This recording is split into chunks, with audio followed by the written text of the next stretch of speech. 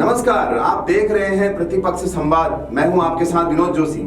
देश में फिर एक परीक्षा गड़बड़ी के भेंट चढ़ गई, उस पर बात करेंगे, लेकिन पहले कुछ विचार शेयर कर रहे हैं। जब कोई परीक्षा होती है तो उसकी तैयारी युवा एक दिन नहीं, एक साल नहीं, बल्कि कई साल करते हैं। और जब परीक्षा होती है तो इतनी मेहनत के बाद अपनी मेहनत पर पानी फिरता हुआ देखते हैं तो उनका दिल टूट जाता है।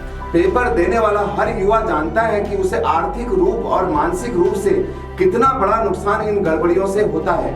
भारत में इस समय जो हो रहा है, इसे देखकर आज पूरा विश्व भारत की मजाक बना रहा होगा।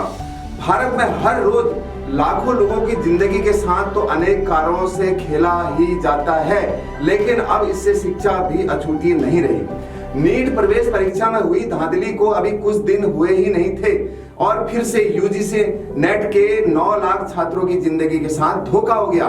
शिक्षा मंत्रालय ने यूजीसी नेट का पेपर रद्द कर दिया है।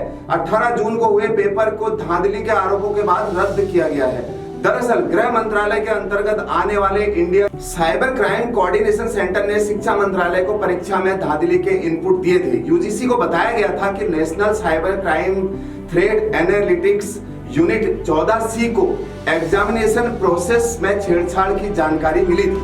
शिक्षा मंत्रालय के मुताबिक आगे मामला सीबीआई को सौंपने की तैयारी की जा रही है।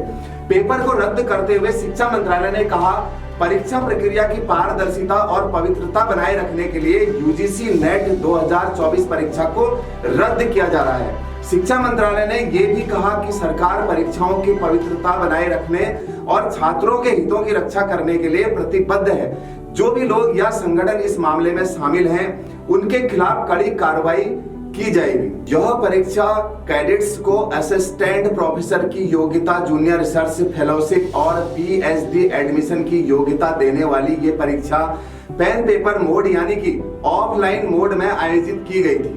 देश भर में एक ही दिन 2 पालियों में एनटीए ने नेट एग्जाम का संचालन किया था। इस परीक्षा में करीब 9 लाख उम्मीदवार शामिल हुए थे, जिनके साथ धोखा हो गया। अब जान लीजिए क्या है यूजीसी नेट। यूजीसी नेट का फुल फॉर्म है विश्वविद्यालय अनुदान आयोग राष्ट्रीय पात्रता परीक्षा।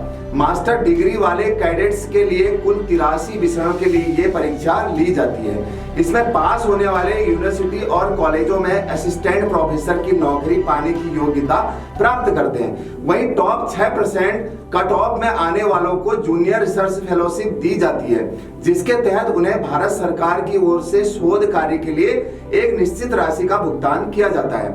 लेकिन देश लेवल की इतनी बड़ी परीक्षा में भी गड़बड़ हो गई।